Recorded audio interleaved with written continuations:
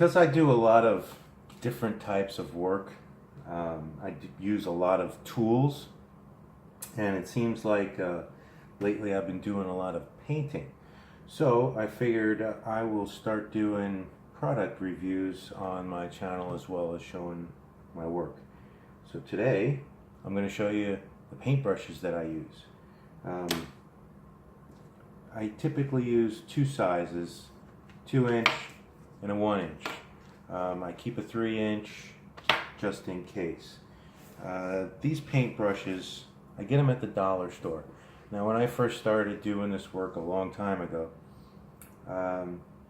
buying paintbrushes at your Home Depot could get to be kind of expensive, especially if you don't take care of them. You could pay upwards to $15, almost $20 for a 2-inch brush or a 3-inch brush. Now, I want to go over what I think, to me, makes a good brush. Now, I've got two different types of brushes here. These with the black handle, I keep them around. They're just throwaways in case I need to slop something on somewhere and I don't have a chance to clean the brush or whatever. The other day I was using some contact cement, so I used one of these brushes. I used the 1-inch that came out of this pack because I knew I was going to be throwing it away. So what I feel makes a good quality paintbrush that you don't have to pay $15 for at Home Depot is brush density. The density of the bristles on the brush. Let me get a close-up on it. Now to me, a good brush has very fine bristles at the tip, right here.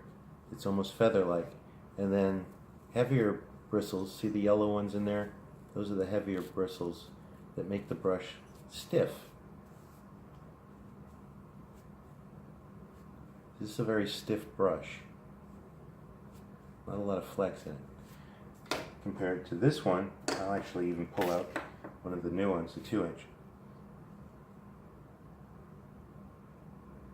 Not a lot of bristle in there. Now this one has the feathered tip, but once again it's not as dense as this one here. And it has the stiff bristles, those are the black ones, but it's a very limp brush. You know, this is not scientific. I'm, trying to apply the same amount of pressure by hand. But it's a very limp brush. Also too, oh actually I'm sorry, that's 1.5 inches. The difference is the amount of paint that these two different types of bristles will hold. Now, a dense brush like this one will hold a lot more paint than a sparse brush like this. Now when you're loading up your brush and painting, you'll see a lot of people, they're just mashing that thing down as hard as they can to get that paint out of there. You should only have about that much paint on the tip of your brush. That's what these feathered bristles are for. You hold your paint and distribute it evenly so you get a nice clean stroke with very little brush lines. And when you're applying your paint, see if I can get this angle on here, that's about all the pressure you really need. Just like that. You don't need to mash it down. And a good quality brush you should be able to clean and keep and use over and over again. Here's a couple. Take a good look at that. You can see a couple different colors of paint on there. Now, I try not to use a brush more than about an hour at a time. Inside, maybe 30-40 minutes outside, depending on what the work is, because paint will start setting up on your bristles. Now at $1, yeah, I could throw these away, but I don't want to say I'm a cheapskate, but if I can use something over and over again and get my money's worth out of it, I will. So after about an hour of work, I will switch brushes. Rinse it out, throw it in a bucket of water so it doesn't set up. And then when I clean it, I'll take a small wire brush, run it through the water, and clean all my excess paint off. Same with this one here. This one has been through probably 3 jobs now, and it's still pretty clean. It's a good brush. I'll use it for a while. These are just kind of slopping brushes. You see this one. I use this one a lot for getting dirt out of little nooks and crannies and stuff like that. If I have to get in a corner or something that's dirty, hasn't been cleaned. This one here, also too, it's just for slopping something on that doesn't need a lot of detail. So I keep the extra old brushes as long as they'll work, because even though it looks kind of frayed out now, when I get the paint on it, it'll look like this one. That's what a good quality brush will do. See that? Get some paint on that and it'll come right back just like that. And it's thick.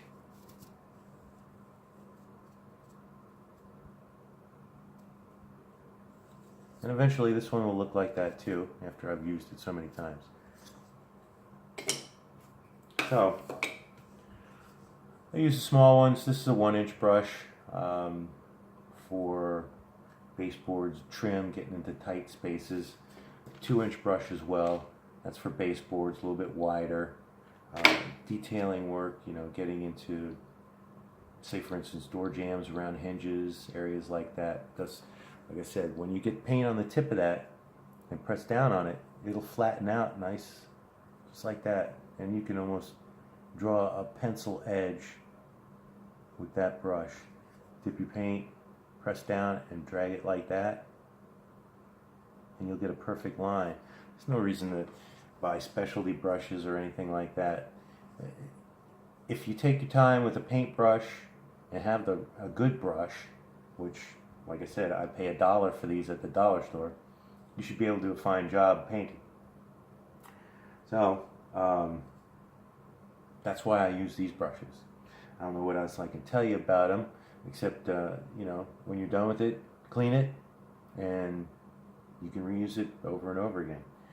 I'll tell you, these 2 brushes here, they're probably, well, this one is fairly new. I've used it, like I said, 2 or 3 times. I used this one in the Jensen Beach condo that painted that. And I used this one in the house on Mantilla as well. Painted all that stuff that I couldn't spray. Wasn't much, but I used that one. And this one here as well. That did a lot of work in the condo in Jensen Beach. And several other jobs that I can't recall. One of them had some brown. There's some brown on the handle. So hopefully just gave you a little bit of knowledge on paintbrushes. Like I said, you want a good stiff bristle brush, nothing like this. Make sure it's dense. You want good dense bristles. So that's my review on the paintbrushes that I use. I find they work just fine for me for $1 each.